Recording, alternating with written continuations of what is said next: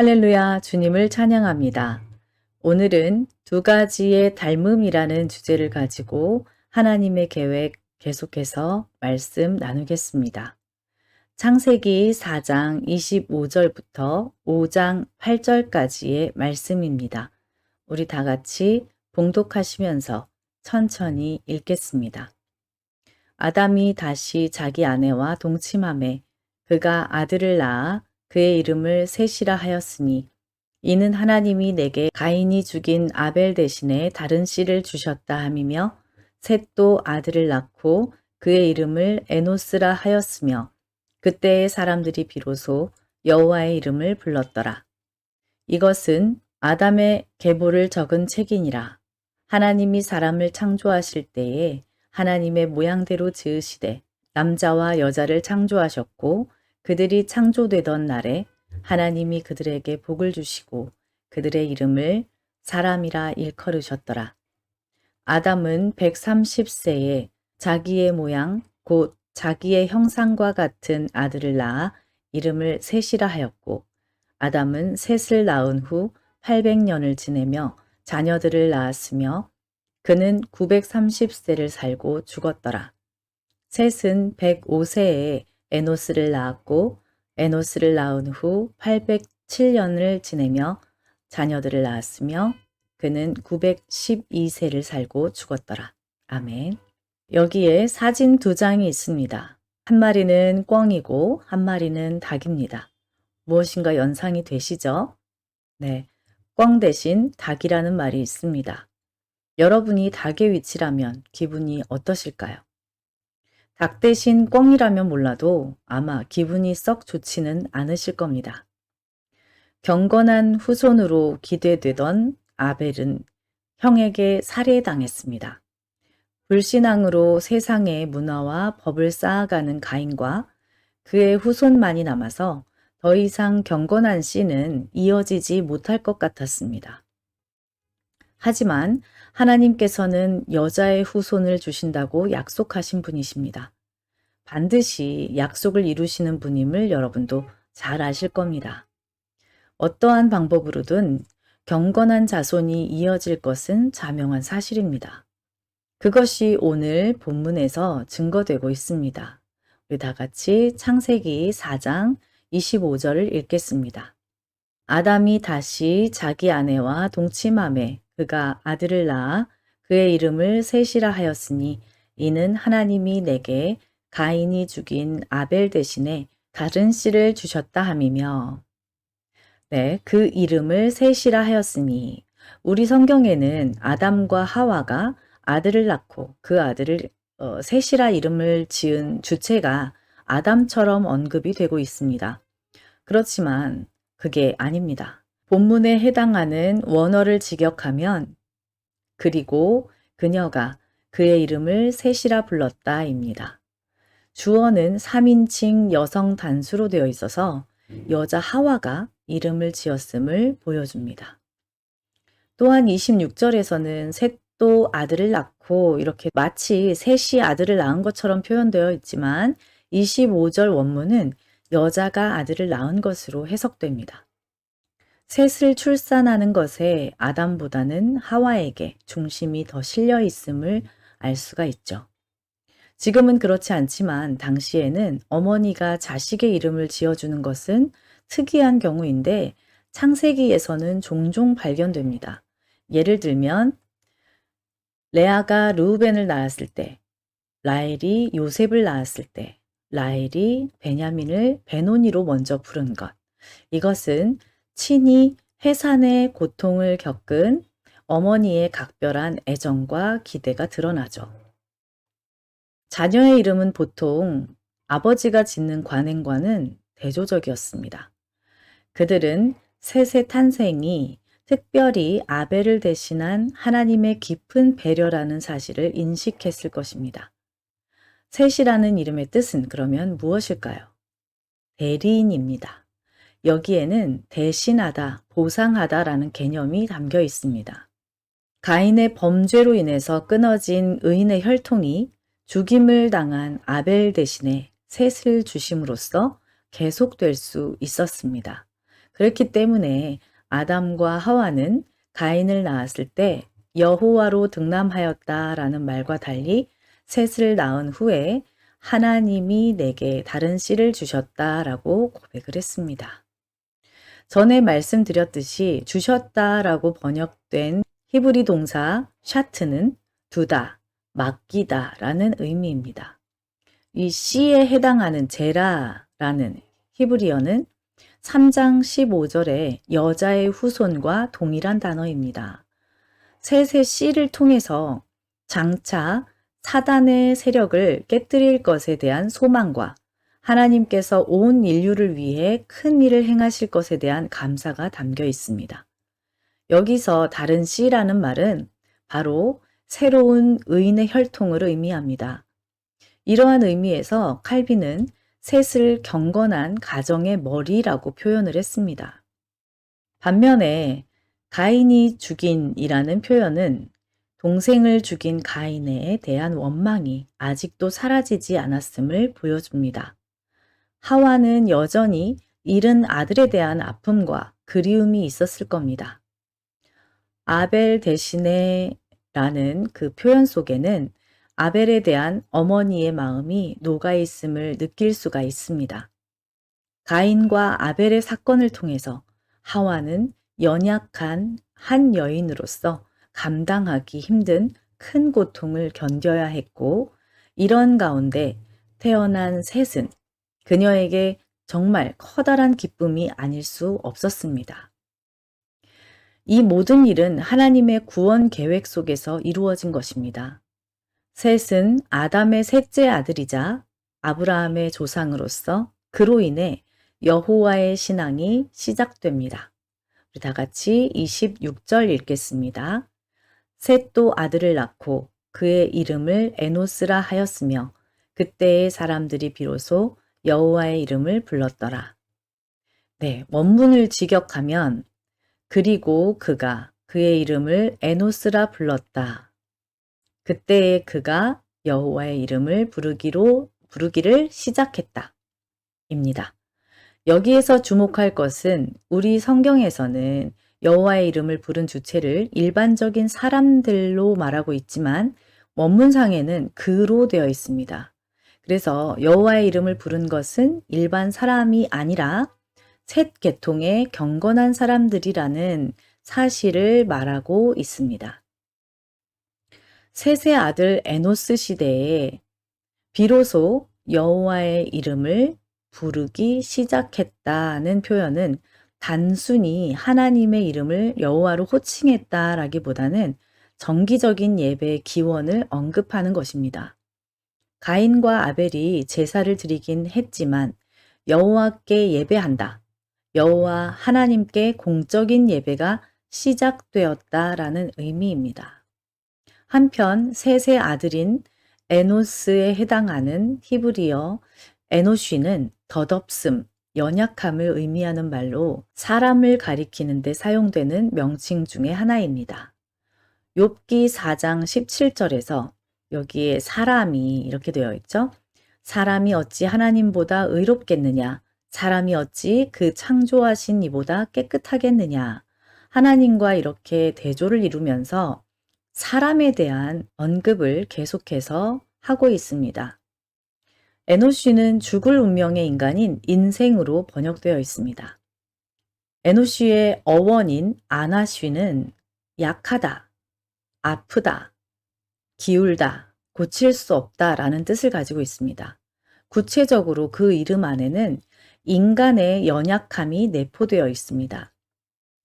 약하고 상처받고 불완전하여 한 곳으로 치우치며 고칠 수 없는, 즉 범죄할 수밖에 없는 연약한 존재이고, 그리고 또한 죽을 수밖에 없는 존재가 바로 사람인 것입니다. 작금의 대한민국을 보면 여러분들도 잘 아실 겁니다. 그런데 다 알겠는데 왜 고칠 수 없는 이런 단어가 인간을 나타내고 있을까요? 요즘 자주 듣는 말 중에 하나인 사람 고쳐 쓰는 거 아니다 이런 말이 있는데요.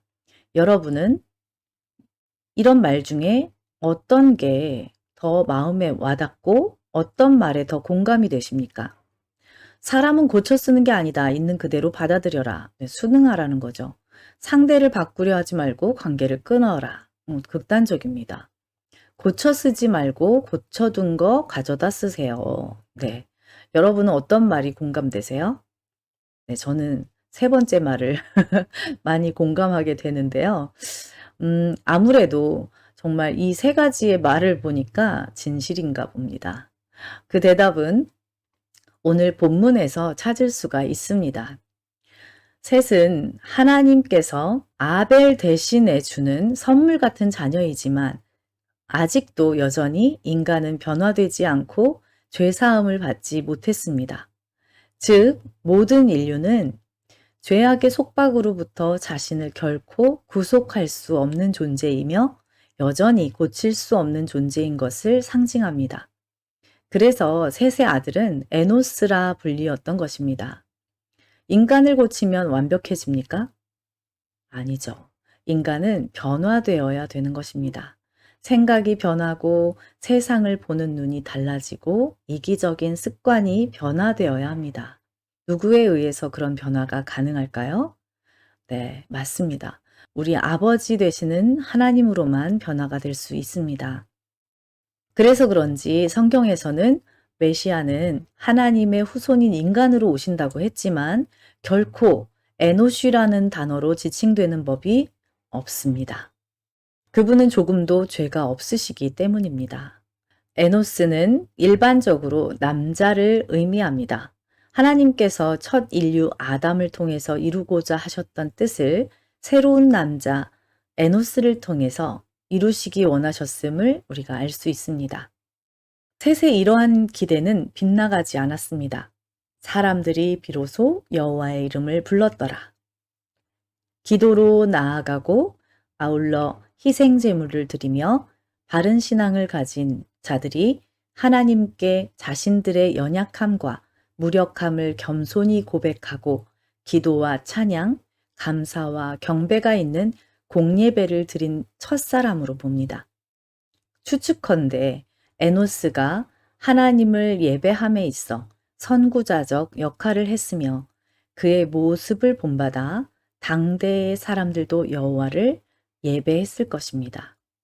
이처럼 가인 계열이 세속 문화의 발달에 기여한 반면에 아벨 대신 태어난 셋의 계열은 가인의 자손과는 달리 하나님을 경외하며 사는 삶을 유지했습니다. 이 두 계열은 성경 역사에서 계속하여 갈등하며 또한 대조적인 모습으로 드러납니다. 오늘 말씀은 세상이 아무리 부패하더라도 하나님의 자녀들은 그러한 세태에 물들지 말고 역사를 주관하고 계시는 하나님과 동행하여 그분만을 의지해야 한다는 점을 가르쳐 주고 있습니다. 자, 이제 5장 보겠습니다. 창세기 1장과 2장을 두 줄로 요약을 해놨어요. 우리 다 같이 읽겠습니다. 이것은 아담의 계보를 적은 책이니라. 하나님이 사람을 창조하실 때에 하나님의 모양대로 지으시되 남자와 여자를 창조하셨고 그들이 창조되던 날에 하나님이 그들에게 복을 주시고 그들의 이름을 사람이라 일컬으셨더라. 아멘. 창세기 4장에서는 가인의 계보가 나오고 창세기 5장에서는 아담의 계보가 나옵니다. 이 저자는 아담 자손의 계보를 열거하기에 앞서서 1절과 2절에 하나님이 사람을 창조하실 때에 라고 인류의 첫 조상 아담을 다른 인류와 구별 짓습니다. 그 이유는 다른 사람들은 모두 부모를 통해서 출생했지만 반면에 아담은 창조되었기 때문입니다. 첫 인류가 하나님의 형상대로 지음받은 사실은 그만큼 중요한 사실이기 때문에 다시 한번 언급하신 것입니다.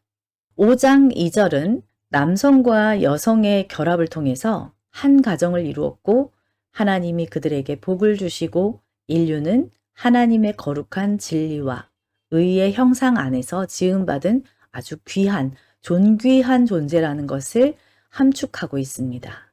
우리 계속해서 3절 읽겠습니다.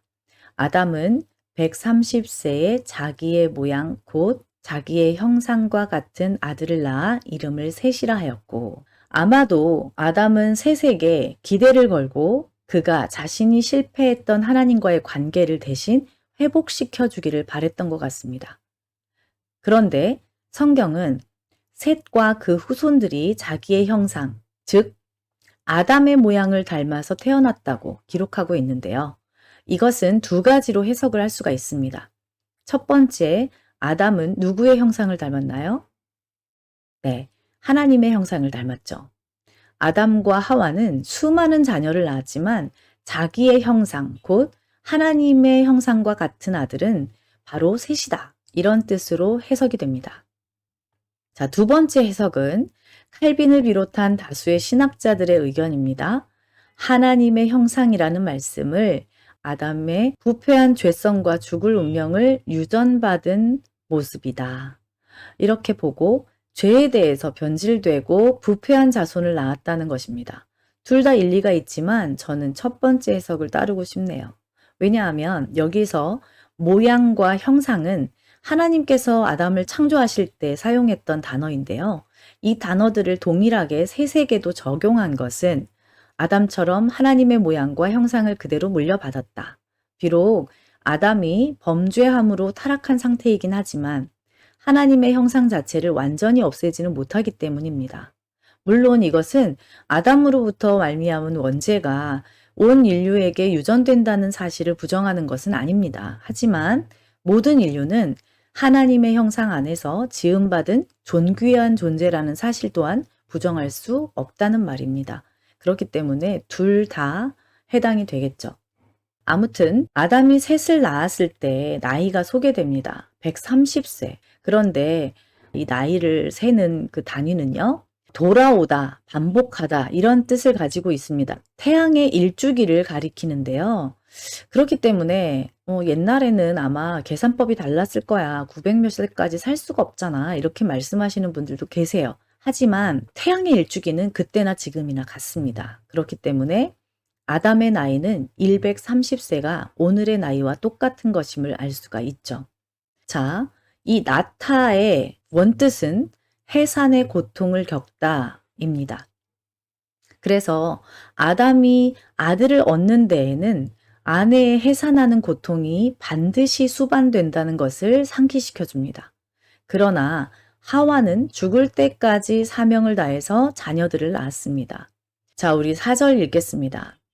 아담은 셋을 낳은 후 800년을 지내며 자녀들을 낳았으며 800년을 지내며 자녀를 낳았다고 합니다. 그럼 얼마나 많은 아이들을 낳았겠어요? 그런데도 성경은 아담과 하와의 수많은 자녀 중에서 셋만 낳은 것처럼 기록이 되어 있죠. 왜냐하면 성경은 인간의 계보가 아니라 하나님의 필요에 따라서 하나님 중심의 계보로 기록이 된 것이기 때문에 다른 자녀들에 대한 언급은 없고 오직 셋의 이름만 소개되어 있습니다. 특별히 아담의 장자임에도 불구하고 가인의 이름도 언급되지 않은 것은 하나님의 구원의 역사가 끊어졌다. 가인에게서는 끊어졌다. 가인의 후손이 참여하지 못하고 있음을 보여줍니다. 가인의 후예들이 비록 문명을 발달시키고 외적으로 강한 나라를 세워가고 있지만 하나님 나라의 구원과는 전혀 관계없이 살고 있는 것입니다. 오늘의 현대인들도 하나님 나라의 생명책의 이름이 기록되지 못한 채 세상의 명예와 돈만을 위해서 살고 있다면 참으로 비극적인 삶이 아니라 할 수 없죠. 자, 우리 5절 읽겠습니다. 그는 930세를 살고 죽었더라. 아담은 930년의 생애를 마감하고 죽음에 이릅니다. 네가 먹는 날에는 정녕 죽으리라 라는 하나님의 말씀이 그대로 이루어진 것입니다. 현대인의 수명과 비교해 볼 때 아담은 비록 오랫동안 생명의 복을 누렸지만 죽음의 저주는 피하지 못했습니다. 어떤 사람은 죽음 또한 하나님께서 창조하신 것이다 라고 말합니다. 하지만 하나님의 6일간의 창조 사역을 볼 때 하나님께서 죽음을 창조하셨다는 말씀은 어디에서도 찾아볼 수가 없습니다. 그것은 죄인에게 내린 하나님의 준엄한 심판의 결과일 뿐입니다. 자, 계속해서 6절에서 8절 말씀 보겠습니다. 셋은 105세에 에노스를 낳았고 에노스를 낳은 후 807년을 지내며 자녀들을 낳았으며 그는 912세를 살고 죽었더라. 셋은 912세까지 수많은 자손을 낳아 기르며 하나님의 나라를 확장시키고 계승하였습니다. 그렇다면 셋에 대해서 한번 정리를 한번 해보겠습니다. 첫 번째, 셋은 하나님의 구속 섭리의 계승자로 태어났습니다. 아담은 가인의 손에 아벨을 잃고 가인마저 떠나보내는 아픔을 겪었습니다. 게다가 가인은 슬프게도 하나님을 저버리고 불신앙으로 타락해버렸죠. 그러므로 아담은 자기의 유업을 이을 경건한 아들이 없음을 심히 걱정하며 하나님의 약속이 이루어지기를 간절한 마음으로 바랐을 것입니다. 하나님께서는 하와를 통해서 아들을 출산하게 하셨고 아담은 아벨 대신할 아들의 이름을 신앙 고백을 담아서 셋이라고 지었습니다. 그리고 아벨을 잃은 아픔이 경건한 구속 섭리의 계승자인 셋을 통해서 치유가 된 것입니다. 하나님께서 아담에게 셋을 주신 것은 하나님의 절대적인 구속 섭리를 나타내 주시는 것입니다. 사단은 창세로부터 지금까지 하나님의 구속 섭리를 회방하며 무너뜨리려고 끊임없이 괴롭힙니다. 에덴 동산에서 아담과 하와를 미혹하여 타락하게 만든 이후 의인 아벨까지 가인을 통해서 죽음으로 이끌었습니다. 사단은 예수 그리스도까지 십자가에 못 박아 죽였지만 하나님께서는 예수 그리스도의 부활 사건으로 말미암아 사단의 머리를 짓밟으셨습니다. 죽은 아벨 대신 셋으로 경건한 신앙을 계승하게 하신 것처럼 하나님의 구속 언약과 의지는 아무도 막을 수가 없습니다. 두 번째입니다. 셋에게서 공적인 예배가 시작되었습니다. 셋은 이미 하나님께 범죄한 인류는 모두 하나님 앞에 설 수 없는 죄인이라는 사실을 분명히 깨달아 알았습니다. 셋도 아들을 낳고 그 이름을 에노스라 하였으며 그때에 사람들이 비로소 여호와의 이름을 불렀더라. 26절에 이 짤막한 말씀 속에 기독교 신앙의 요소가 함축되어 있습니다. 셋과 그의 가족은 하나님의 이름을 알고 또 부르며 하나님을 예배하는 신앙생활을 하기 시작했습니다. 셋과 그 가족이 고백한 여호와라는 성호는 절대 주권을 지닌 구속의 하나님이라는 뜻입니다. 가인이 자신의 성을 쌓고 영원히 살 것처럼 교만하게 행했던 것과는 대조적으로 셋의 후손은 하나님을 경배하며 살았습니다. 바로 여기에 인류를 구원하실 메시아의 약속이 숨겨져 있는 것입니다. 자, 세 번째입니다. 셋은 참된 여호와 신앙의 선조입니다. 이렇게 셋의 가정으로부터 시작된 예배 생활은 그 후손에게 계승되었습니다.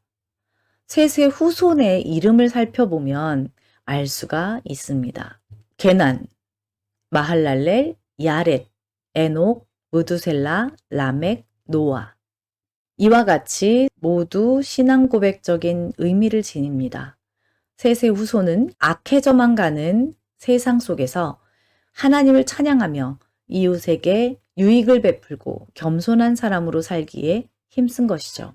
이들의 경건함은 계속 후대로 이어져서 그들 중에서 에녹과 노아, 아브라함 그리고 택함받은 선민 이스라엘이 탄생하였습니다.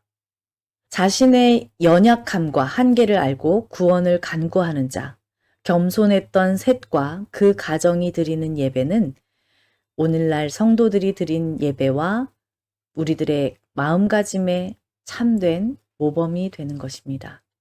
또 우리는 아담처럼 하나님을 위해서 그 마음을 지키려고 노력할 때 세상의 악과 죄와 싸우며 우리가 그 나라를 위하여 수고할 때 견디기 힘든 아픔을 당할 수도 있습니다.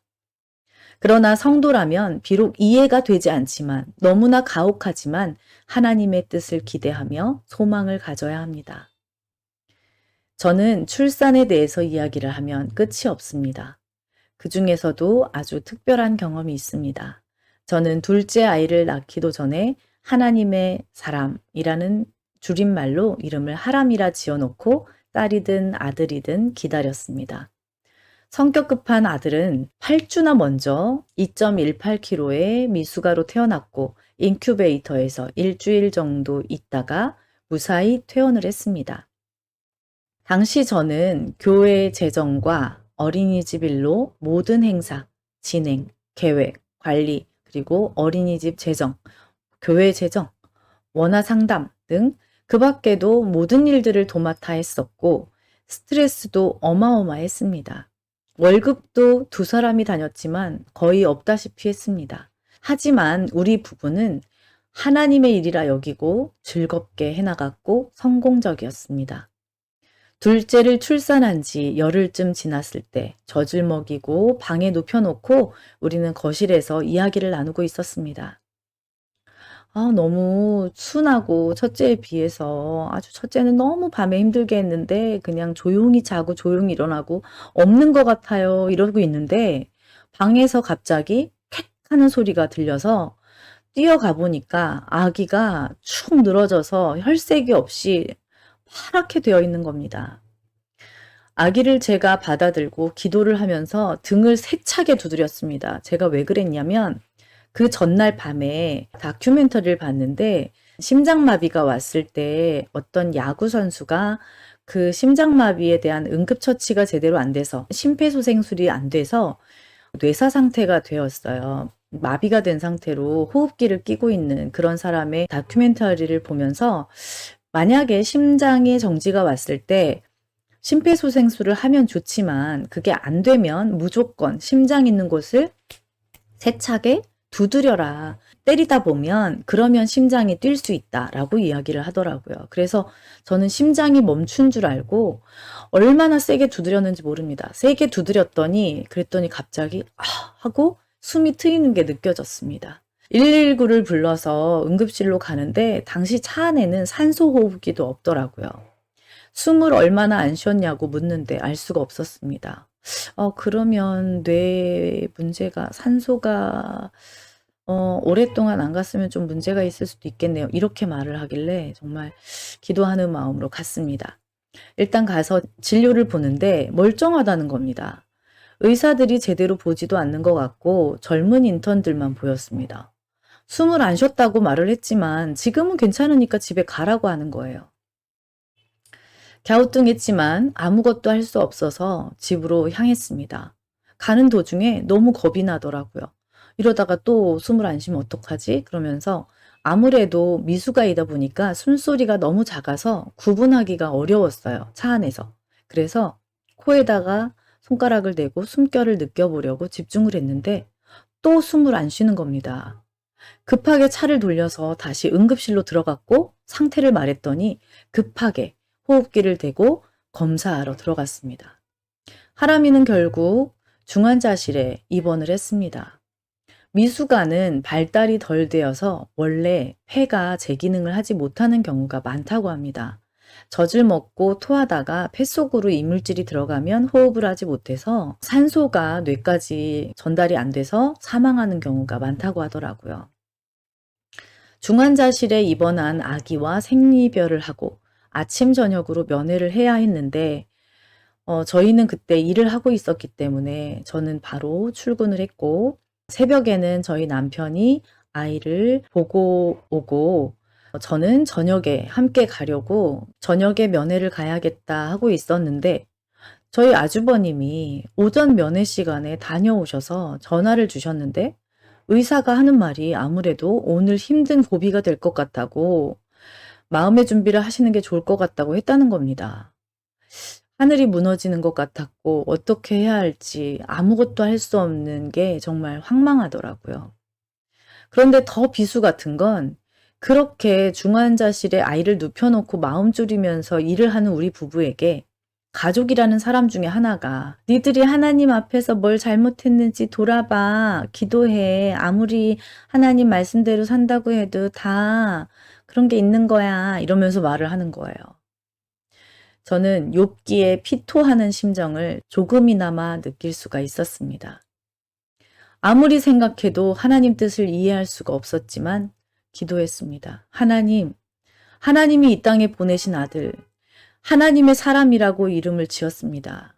데려가실 거예요? 그렇지만 하나님의 사람이라고 이름을 지었으니 하나님의 것입니다. 살려주셔도 데려가셔도 하나님께 맡깁니다. 그리고 저는 남편에게 말했습니다. 우리 맡기자. 하나님의 사람인데 우리가 어쩌겠어. 마음을 비우고 기도하자. 그러면서 둘이서 한참 울었죠. 저희 남편은 교회로 가서 기도를 했고 저는 집에서 기도를 했습니다. 저녁 면회 시간이 되어서 아기를 보러 갔습니다. 중환자실에서는 별 말이 없더라고요. 이상하다. 그런데 아기를 봤더니 아기가 멀쩡합니다. 의사를 보고 위험하다고 들었는데 어떻게 된 거예요? 그랬더니 너무 대수롭지도 않게 다행히 괜찮더라고요 하시는 겁니다. 할렐루야. 하나님이 하셨겠죠. 하나님께서는 우리의 믿음을 보고 싶으셨다고, 우리가 온전히 내려놓고 맡기기를 원하셨던 거라고 믿었습니다. 그래서 지금도 하나님의 아들을 망가뜨릴까 봐 늘 어떤 선택에 있어서 내 뜻을 강요하지 않습니다. 아이가 커갈 때 이런 이야기를 해주며 넌 살아있는 것만으로도 감사하다고, 넌 하나님의 사람이라고 늘 상기시켰습니다. 언젠간 하나님께서 사용하시겠다고 할 때 드리라고 말입니다. 어떤 분들은 자식이 좋은 학교에 진학하면, 좋은 회사에 취직하면, 좋은 조건의 배우자와 결혼을 하면 하나님이 복을 주셨다고 간증하고 자랑을 합니다. 그런데 말입니다. 그렇지 않으면 그 사람은 하나님이 복을 주시지 않은 것입니까? 매 순간 어떤 상황이든 하나님의 섭리를 믿고 간증해야 합니다. 힘들 때도 어려울 때도 간증하세요. 감사할 수 있는 조건은 차고 넘칩니다. 이렇듯 우리에게 자녀를 주시는 것은 선물이요, 하나님의 섭리입니다. 내 자녀의 이름을 넣어서 따라해 보세요. 나에게 주신 시온이는 선물이요, 하나님의 섭리입니다. 그리고 하나님의 소유입니다. 네, 자녀가 1명이신 분들은 가만히 계시고요. 2명이신 분들은, 3명이신 분들은 계속해서 따라하세요. 나에게 주신 하람이는 하나님의 선물이요, 하나님의 섭리입니다. 그리고 하나님의 소유입니다.